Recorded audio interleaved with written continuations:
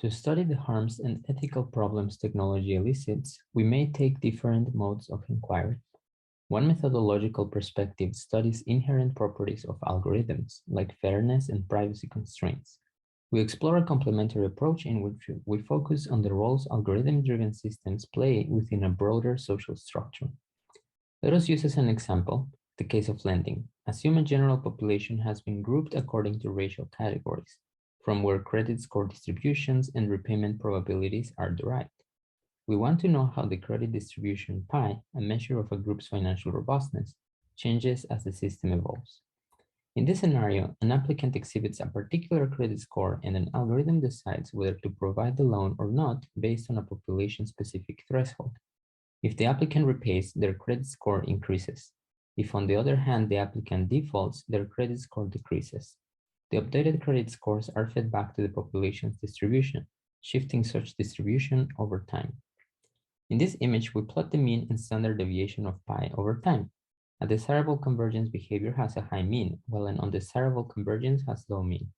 In the left column, when a population's probability of repayment is low, we observe undesirable convergence even under fairness conditions. On the right column, if a population exhibits better economic resources for repayment, we observe desirable convergence even under unfair algorithmic conditions. This behavior is in part due to the persistence of factors existing prior to and external to the algorithmic decision. Since these factors are not affected by algorithmic constraints, their influence remains as a driving force of harm. Therefore, even under optimal algorithmic conditions, the structural elements of a system are hard to counteract, imposing limitations to algorithmic practice. Think of a system as a collection of technical objects and social agents and the relations among them. With this in mind, we introduce the concept of locality, which broadly speaking means the effect of an object on the overall system dynamics is fundamentally limited by its position among a web of relations. In this simple diagram, we see on the left the modification of a particular technical object. The alternative on the right does not only change the object but its position within the system, and furthermore, it changes the relationships among objects. We call these changes structural interventions. Going back to the lending scenario, this figure shows the relative amount of high credit scores for both groups. Over time, scores for the Black population get subsequently lower, even if fairness constraints are in place, while for the white population, it remains relatively high. We compare such converging behavior against other interventions representing structural changes.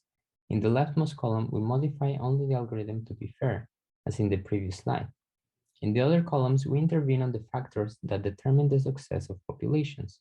Intervening in these structural elements has a larger effect on well-being and equality, and can also incorporate fairness constraints. Our work culminates in a set of practical guidelines for design and assessment of algorithmic decision tools embedded in social structures. These guidelines are: reformulate by shifting the perspective from properties to systemic roles, identify both stakeholders and their relations, structuralize such relations by noting hierarchies, causal connections, part-whole relationships, and emergent properties. And finally, expand by accounting for context and including generating mechanisms as well as feedback and long-term effects. We believe taking this complementary perspective will allow us to better implement policy for lasting change. Thank you.